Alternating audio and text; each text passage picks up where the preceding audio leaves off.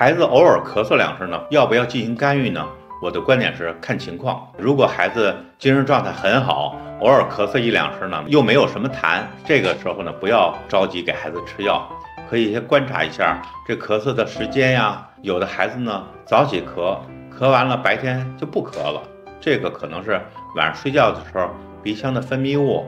流到了咽喉里边，早起的时候呢，刺激咽喉引起的咳嗽。